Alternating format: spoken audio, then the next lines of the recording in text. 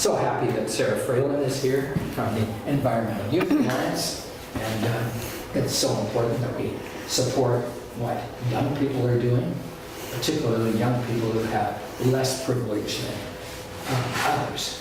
Sara. Thank you so much, Arden. That was a great introduction to GTech and what we're doing here today. So again, I'm Sara Fralin, and I am the chair of the board of the Environmental Youth Alliance. And today I'm going to talk to you a little bit about what our organization does and how you can get involved.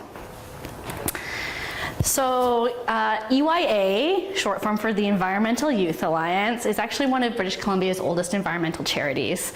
We were established in the late 1980s, and we started as a series of high school environmental clubs. Since that time, we've expanded into a formal organization and run barrier-free programming for at-risk and marginalized youth in Vancouver's downtown east side. Barrier-free means our programs are free. That's good. Yes. So I did want to start by watching a video, and we'll see if this link works. Oh, hold on. Oh, hold on. Sorry, technical issues. Here, how do we... Does anybody know this laptop very well? No? No. Okay. Is the laptop from here? Is this a laptop from here? It's not ours, I guess. Yes? Yeah, I think so. Yes. Okay, so Okay, well, until we can get tech support, I will skip the video and maybe come back to that at the end. It's just too bad, but hopefully we can come back to it at the end. Your PowerPoint's not showing. Oh, no, okay. Let's try. Oh, okay, we'll start over. Okay, so I apologize. We're just going to skip ahead a little bit. So childhood pre-2012 may have looked something like this, and everyone in this room may have experienced something similar. Can anybody tell me like what they see or anything in these photos that might resonate with them? all of that. All of it. Yeah. What do you see? Well, because it's outdoors, it's playful. There's some family, looks like family connections there as well. Fantastic. And it's in the neighborhood. Mm-hmm. Anybody else want to share? Playing on the street, are they there? Yep. Yeah, it's like there's community space in which children play. Fantastic, yeah, and that really resonated with my childhood. I did have the privilege of growing up in Vancouver, in a housing cooperative where there are lots of other kids, and we spent the majority of our time basically running around our block.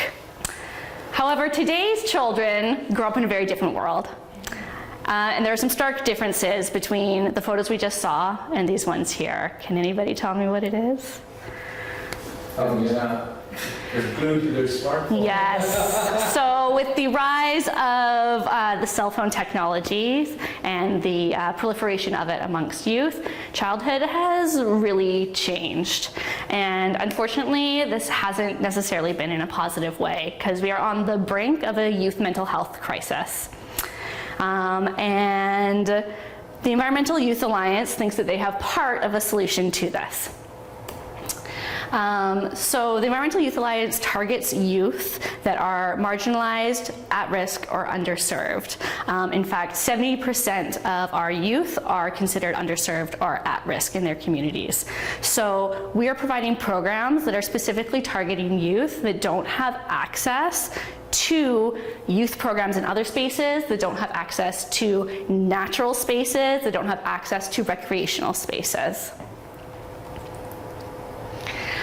So our mission at the Environmental Youth Alliance is to connect youth with nature, with their communities, and with the skills that will help them transition into adulthood. Our vision is really that every single young person can experience the transformative power of nature. And we really feel that it's nearly impossible to develop a relationship with nature or to care about the environment if you never get to be in nature. And so our programs bring youth into our garden where they are immersed in nature throughout the various activities that we run. So we focus on experiential learning, and we are operating out of the Strathcona Gardens in East Vancouver right now. We've been there for a number of years, and we have multiple garden sites. We also help to build the eco pavilion and the compostable toilet that's on site as well. And we've done that in partnership with the Strathcona Garden Society. So we have a continuum of programs where we try to bring in youth at a young age and keep them engaged until they're adults. So, pardon me, I'm getting over a bit of a cold. This starts with our Wild Mind programs, which is targeting elementary and high school youth. And we have a curriculum-based program that's been approved by the Board of Education that teachers can bring into their classroom and either run on their own or have a workshop facilitator come in and co-run those programs with them. The other core aspect of our program is called Nature Stewards. So these are our outside of school activities that we run evenings, weekends, holidays, and during the summer, spring, and fall breaks. And we've got 3 core programs here that are focused on restoration, citizen science, and Indigenous knowledge. And finally, as the youth get a little bit older, they're invited to participate as youth mentors, where they can co-run programming with our paid facilitators. We have 5 youth board member positions on our board of directors, where we give youth the opportunity to inform the programming that we run. And then we have the youth internship program, where we provide paid work experience for youth that have come through our programs and are ready to share that knowledge. So, for example, this is a picture of the seed generation youth learning about native plants from one of our Indigenous knowledge keepers, Lori Snyder. And so we've got a mix of Indigenous and non-Indigenous youth, and our real goal is to build relationships between these communities. 2 of our other Nature Stewards programs are the Native Plants for Birds, so we're restoring habitat and ecosystems for native bird species, and our Wildflower Meadows program, which again is focused on ecological restoration, so we're bringing back that native wild habitat space. So here's a picture of our youth habitat crew. So these are our paid interns that have worked their way up. They were first participants in our programming and then volunteers, and now they're being paid to help co-facilitate programming and do other work on site in the garden as needed. So the Environmental Youth Alliance has a big impact on our community. And this is just a snapshot of this year. So you can see, we've got 110 nature stewards, we've got 400 Wild Mind students, and 750 citizen science observers. So those are all the youth in our program. Then we've got 5 paid interns and 14 mentors that are older youth that have graduated through that program. And altogether, we've planted 2,500 native plants this year. So the impact on youth is multifold. We've touched a little bit on the mental health issues, and some of the solutions to that are from having our youth be in nature and feeling the calming effects of being part of that natural ecosystem. The social ties, so bringing youth from different backgrounds together and building a sense of community. Civic engagement, so we find that the youth that come through our programs feel connected to community and are more interested in being involved in their communities, whatever that is. So that could be what, right now is election time. A lot of people look at civic engagement as voting. Unfortunately, youth don't have the right to vote yet. So other ways of being civically engaged is by having a strong connection to your community. And whether that's a religious community or a political community or an ethnic community, they're all equally important. And finally, nurturing a love for nature. So by getting youth out and into nature, we're developing that appreciation for the environment. So our theory of change model looks like this. Our youth come through our programs. They connect with the natural world, they connect with other youth in their communities, and they connect with skills. So we can teach a lot of leadership skills around facilitation, responsibility, and taking action. So by participating in our program, our young people develop strong environmental values. They experience the physical and mental and social well-being of being in nature and in community. They're engaged in civic service by helping to restore natural habitat for native species. And they become leaders in their communities because we find that our youth develop a sense of confidence that they never had before. And finally, we see that young people who come through our programs can thrive and that nature flourishes in our gardens. So those are the two main outputs of the Environmental Youth Alliance. So I did want to share a testimonial from one of our participants. So her name is Wendell, and she's pictured here. And I'm just going to read a letter that she wrote to us about her experience in our programs. Hi, my name is Wendell. When I was 7, I moved to Canada from the Philippines with my 2 older brothers. My mom had already been living here for 3 years, saving up money so she could afford to bring us over. As an immigrant kid growing up in Ladner, I actually spent a lot of time outside because my parents were always at work. I remember being amazed going into a forest for the first time, something I had never experienced before in the Philippines. But even though I loved being outside, opportunities to learn about the environment weren't fully accessible to me. My parents worked 2 jobs and there weren't programs in my school or city. I probably couldn't name one native plant and didn't know anything about gardening tools or how to use them. I didn't even know that a trowel was a mini shovel. In 2016, I joined the Environmental Youth Alliance, and all of that changed.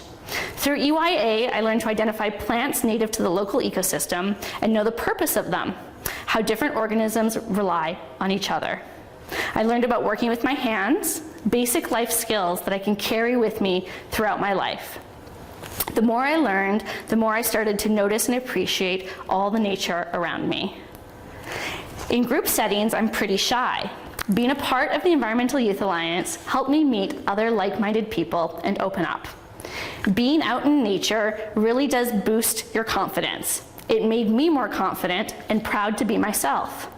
After being outside, planting in the rain, the feeling you have right after is, wow, I feel so good. You're sweating and you're tired, but you feel satisfied in what you did. I looked forward to this every single week. I also joined the Environmental Youth Alliance at a time in my life that was really stressful. Being in the city made me feel anxious, especially with school. Through the Environmental Youth Alliance's programs, I realized that being in nature calms me down. Now, when I get overwhelmed or stressed out, or I have a panic attack, I head towards nature or the water.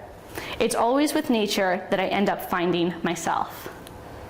I've now participated in 2 EYA programs and am sitting on the Youth Advisory Committee for the board. I have a summer job as part of EYA's Youth Habitat crew. Being a part of EYA has made me feel more connected and part of a bigger community, working for a greener city. I'm now taking environmental studies at Langara and hoping to continue my studies at UBC in the forestry program. So Wendell's story is one that always really touches me. I think that it's a story that a lot of people can relate to. Coming to Canada as an immigrant, not being familiar with the natural environment, not having any connections to community can be really isolating and lonely for anyone, and especially youth. And so I just love how the power of bringing her into our Environmental Youth Alliance community and into our garden really transformed her life and set her on a path into the future. And now she's really dedicated to studying the environment going forward.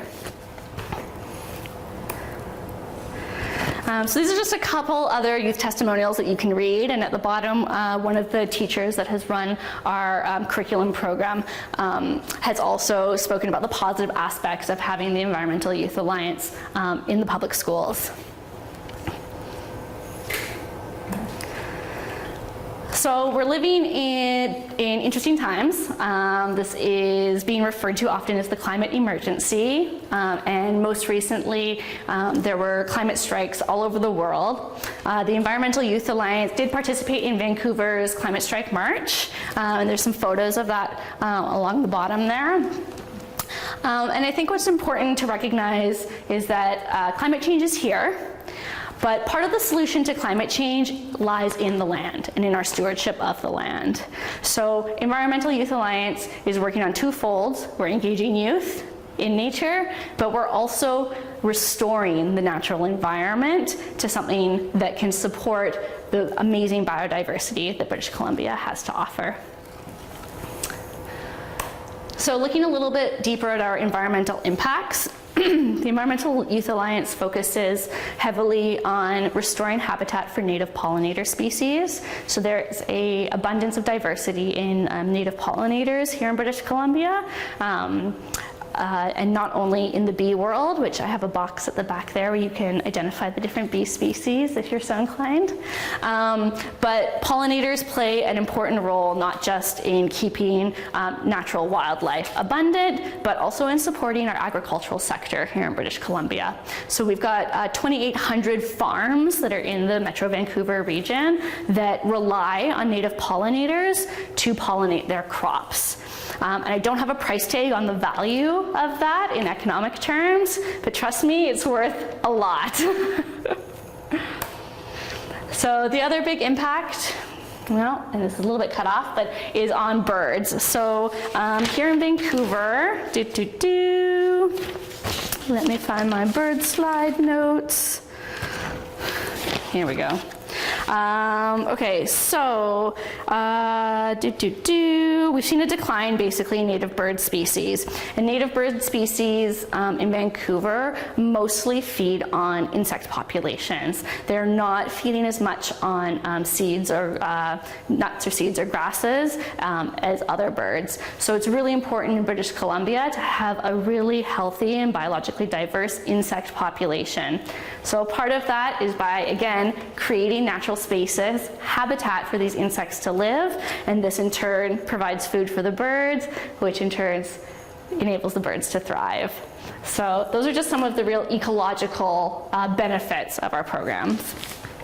Now there are lots of ways for you to get involved if I've piqued your interest here today. So one of them is twice a year in the summer months, we provide native plant giveaways. So our youth grow, I think, close to 3,000 native plants each year that we give away to the public to try and encourage members of the public to transform their lawns and gardens into native habitat spaces. It can often be really challenging to find native plant species in Vancouver if you're shopping at Home Depot or some of the big box stores that sell perennials. And we want to encourage people to transition away from having just pretty flowers in their gardens to having pretty flowers that are native species that will feed the local biodiversity. If you know any youth, if you are a youth, you are welcome to sign up for our programs. All of our programs are free to access, so we really try to eliminate as many barriers as possible to enable youth to participate in our programs. If you're a teacher, you're connected to the public school system, you can sign up to bring our Wild Minds curriculum program to your classroom. And again, that can either be completely led by the teacher on site, or it can be co-facilitated by one of our staff. So I've got another testimonial here. I'm not going to read the whole thing, but just the quote that I pulled out. This is from Alana, and before Alana joined the Youth Habitat crew, she said, I wasn't going outside much, and it was really affecting my health. Being outside and working made me healthier, both mentally and physically. I feel like I'm more confident in myself now because of this job, and I want to go outside more and take care of ourselves. So I think the testimonials that we're hearing are quite similar. It's that youth were struggling with a variety of mental physical health issues, struggling with isolation and a lack of connection or engagement to community. And by coming through our programs, we are giving them the tools and the empowerment to tackle those head on. So finally today, I'm going to end with a call for donations. So we've got these lovely pledge forms, and if you do have the means, I would strongly encourage you to fill one out and become a monthly donor to the Environmental Youth Alliance. The Environmental Youth Alliance has primarily been reliant on grant funding to offer our programs, which is inherently unsustainable and uncertain. Grant money is shrinking really quickly for the environmental and youth charity sector in Canada, and so asking for personal donations is really the only other way that we can generate income to continue to run the free programming that we do. So again, thank you so much for your time, and I'd love to answer any questions that you have about the Environmental Youth Alliance. Thank you. Yeah. Sorry, so to go over, so in terms of the funding, you're saying that the funding process is diminishing. Yes. And where would you have gotten funds previously? So we are I would say about 95% reliant on grant funding. The majority of that is government grant funding. Some of it does come from private foundations, but the majority is the federal, provincial governments here in Canada. And why is that diminishing? That I couldn't speak to. I would definitely encourage you to phone your MP and MLA and ask them that question. It's something that we ask the granting organizations all the time, and they just say, you know, provincial and federal funding priorities shift and change. And that's the response we've been given. Sarah, can you be a little more specific, like in terms of federal funds, what program? I can't, I don't have that list in front of me right now. I know that we do receive the BC Gaming Grant provincially every year, okay, which has been one of our most stable sources of funding. Yeah, but Natural Resources Canada has funding programs, and we've partnered with other organizations to apply for larger federal grants in the past. And does the City of Vancouver support you?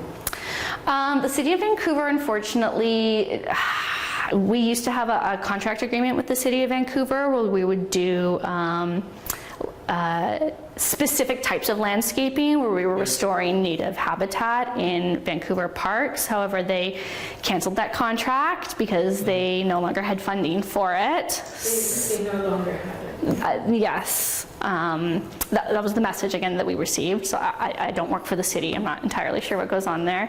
But yeah, and then we noticed that then they opened their, like, they've got this green grants program, but the green grants I think top out at around $10,000, which is really not enough, unfortunately, to run any of our programming. But you could finance some of it. Not really. It's because we don't have like a dedicated fund development officer or anyone like that. It's just our executive director that applies for all the funding. So we have to be very careful how much time we spend chasing small amounts of money over larger sums that can provide multi-year stability for the organization. Yeah, Tesla, this is a problem that GTEC's interested in because it's very typical of environmental organizations that they survive from grant to grant to grant. Right. Often they're, you know, we call it the funding horizon, you know, is sometimes less than a year. That is, unless they get more funding by the end of the year, they don't have any money. So, and the net effect of that is it becomes very hard to run the organizations because they have to meet the outcomes specified by the grant. Right. There isn't dollars for core funding, for community development, for planning, and so forth. So, yeah, oftentimes it can result in our programs being very reactionary instead of proactive and progressive because we can't get funded to do new innovative things, but we can get funding to replicate things that worked well in the past.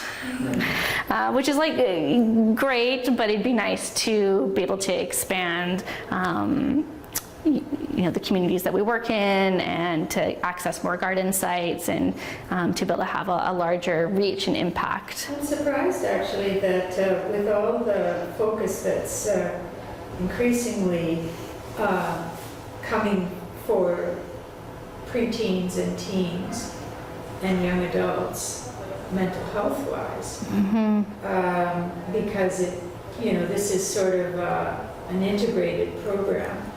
But if you're looking at environment, you may not get as many dollars as you would if you were looking at environment with mental health. That's right. I'm just thinking that. Yeah. So because Yeah, I mean, we have done a little bit of investigative work, I think because our programs aren't facilitated by, a sort of a counselor. They're not providing that one-on-one support. No. But like my nephews and niece, they do the We Matter campaign. Are you aware of that? No. It's an indigenous, it's a website that my niece and nephew developed. It's national now, and it's the We Matter campaign, and it focuses on youth and indigenous youth that have mental health issues, particularly suicidal. And they've developed this over the last 3 or 4 years. They've created this very successful website, and it'd be interesting to have a chat around that, because they started small, and they ended up with kids coming in. It's a series of testimonials from kids, not testimonials, but just indicating the frustration that they had. It was originally done in the States for kids who were gay. And then these guys took that sort of concept and branded it, with the mental health and indigenous mental health of children and youth.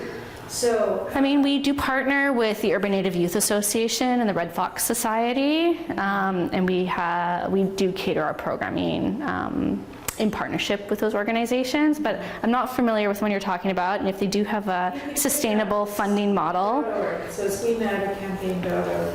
So Thank you. It's only because they started small, and then all of a sudden they were getting all of these grants, and they're getting now health grants from Canada Health or something like that. So I'm not saying to shift at all your focus. It's simply to highlight the integration of those three: the community development, environment, and youth mental health.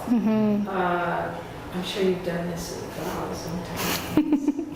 But I do appreciate it. I would love to be connected to, you said it was your nephew. I mean, if he's able to come and speak to us about his experience, that could be helpful. Yes. We're a very small organization. We only have 4 paid staff. That's a great idea, and it's timely, because people are regardless of having a counselor and going to therapy is different than going, and especially for youth, they last maybe 8 to 10 sessions in therapy, maybe a little bit longer depending on their needs. But if they are involved in community, theater used to do this. People who were involved in theater and got kids involved in theater and watched as they progressed and were connected and had purpose and all of those sorts of things, which is what you've talked about here. This is just a shift from like the theater arts and various things like that. And it's it's got so much momentum right now as well. Definitely. Easy for me to say. Yes, I mean, funding is an ongoing challenge for our organization and many others. But thank you for that.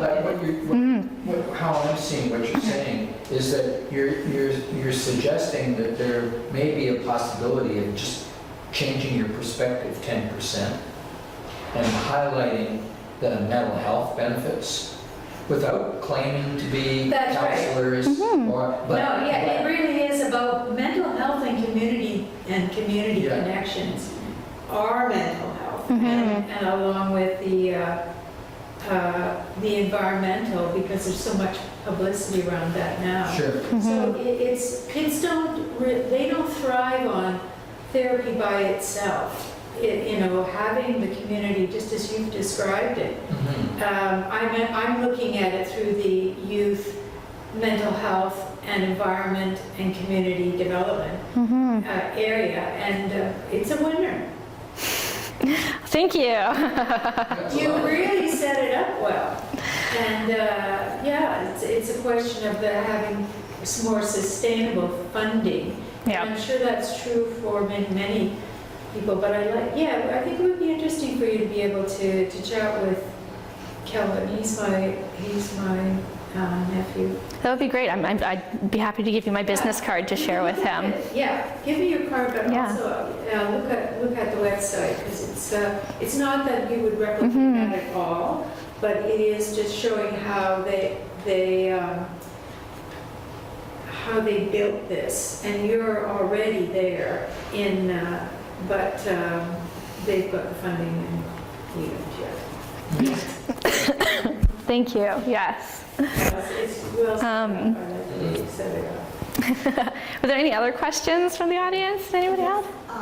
Go ahead. No, please. Thank you. I would like to share the information of this project with my friends who are immigrants with teenager kids. So is this project for Vancouver residents, or what does it matter? It doesn't matter. The Strathcona Garden is located in Vancouver's downtown east side, and there isn't great public transportation to it, so it can be challenging for people that don't live in the neighborhood to get there, but we don't actually have any requirements that say who and who can't participate aside from being a youth. That's nice. Yeah, so I've got some brochures at the back there. You can take some with you and give out to your friends, and then you can sign up to our programs online through our website. Sure. Thank you. Yeah. Any other questions or comments? Yeah.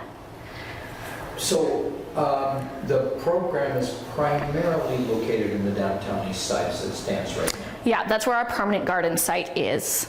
Okay, and do you have links with the school system there? It seems like A little bit. I think those links could definitely be a lot stronger. Yeah. Because one of my first thoughts listening to you and sitting where I am right now in this neighborhood, thinking, okay, I would really be interested in having a conversation with kids high school, for example. Yep, we've approached every high school in the Greater Vancouver area. Okay. So they should all be aware that we have a curriculum program. I think the barrier is that the curriculum program does cost money to bring into a school. How much does it cost? The real cost, or how much we charge? Because we definitely don't charge the real cost. We charge about $400 for the 4 lesson plans. Each lesson plan is a full hour and a half block of time. The real cost is closer to $3,000. Oh, that's really... It costs a lot to develop BC Ministry of Energy approved curriculum. But you already have one Yeah. and can you build on that? Or do you have... We don't have the capacity to build on it. Oh. We just have the capacity to share. Like, we spent all our capacity building it, and then it was built, and then we got funding to build the curriculum and hired someone to do that. But once that funding left, we had to let go of that staff person. That's very common for all our staff, right? We get funding for a particular project. So once that staff person's gone, now we have our program coordinators that implement the curriculum. I want you to talk to Kelvin, because it's possible maybe he can use his platform too, because it's all about, with the Indigenous youth, like he and his sister were born in Hay River, Northwest Territories, and they're very close to the land, and he goes up and hunts, don't tell anybody, but he's familiar with he's Indigenous himself, so it would be interesting to see. You've already done the legwork, you've done the heavy lifting. Now it's just too heavy. You need to. The sustainability is the thing that you need, and that could be a really interesting interesting conversation because they take kids out on the land and they don't, none of them are counselors. Neither one of them are counselors. But they have access to counselors, and but their program is not focused. It has a mental health category or feeling to it because it's, you know, PTSD and various other things. But the focus is not on that. The focus is on connectedness, arts, projects, various things like that. So, and that's what you've done already as well. So, But I think there's a huge opportunity to connect there. Yeah, it'd be nice to just play around with that. Counseling interns are a dime a dozen. Yeah. Okay, I don't know anything about that world. And here's the thing is, they don't integrate it, so, because they're in their office, that's the Yeah. problem. And, you know, there's lots of opportunity for them to get jobs in, you know, traditional settings, which would be appropriate. You know, if you've got anxiety or depression, you know, there are a variety of ways in which you can work with kids. This is different, though. This is sort of a much more organic, let me say so, organic way of building mental health. Because a lot of these kids are not, they don't have a genetic predisposition to mental health. It's more an environmental. And so, and a lot of them is that awkwardness and just as you know, being able to use digital stuff and not have to engage. So, yeah. It's very tiring writing grant after grant after grant. I've done it in another life, and I can see, you know, it's such a, you really set it up nicely here. Well, thank you. I mean, we do our best with the limited capacity that we have, and yeah, if you are really keen, I think we should continue this conversation, you know, after tonight. Yeah. And yeah, I'd love to connect with we. That would be great if there's something I can do to facilitate that. You know what, these roof gardens, I mean, what Vancouver is good for is because there's increasingly more roof gardens and how kids might be able to use something like that. There are infinite possibilities. Yes, so it's all about the money. Yes, I don't think we're in a place to expand our programming right now. We would like to secure enough funding to continue it next year. Yeah, be more realistic. Yeah, I understand. cool. Yeah. Yes, May I tell a story? please. I think it is pertinent. So, when my daughter was 17, and she's now 44, she was a member of EYA. Okay. And one of the things she got involved in is they brought the Penang people from Borneo Oh, wow. to EYA did. Brought them to Vancouver.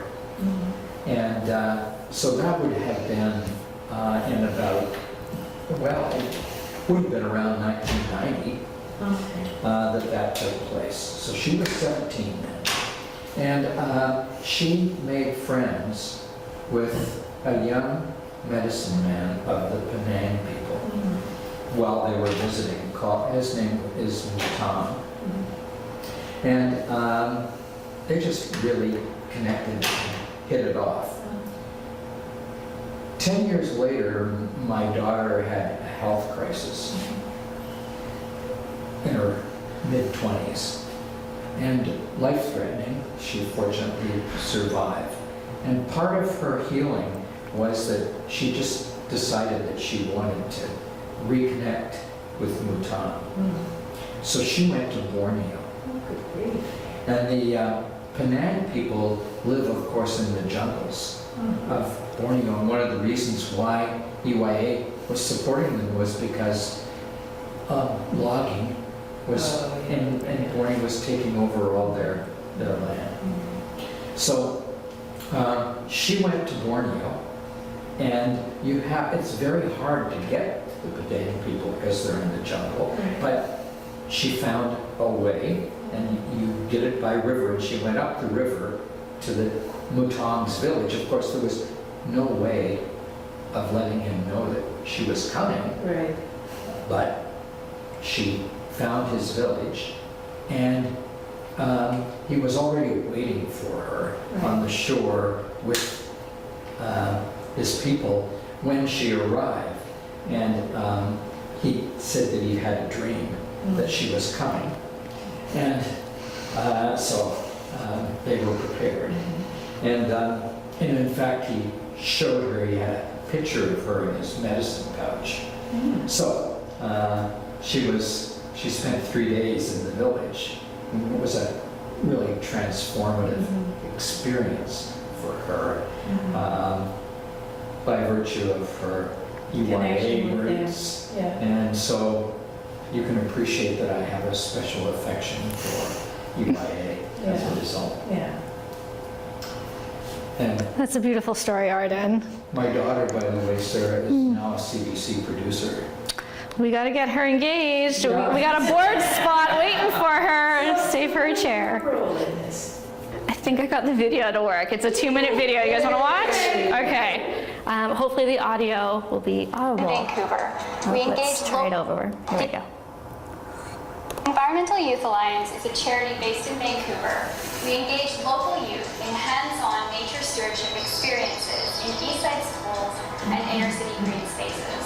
Our mission is to connect young people with nature, community, and skills to benefit well-being and inspire them to become nature stewards. Youth today spend a huge amount of time on devices and less time outside in nature and interacting face-to-face. I was really surprised by how quickly they took to the active gardening itself. It's probably not an activity that's familiar to a lot of kids living impacted by poverty and marginalization.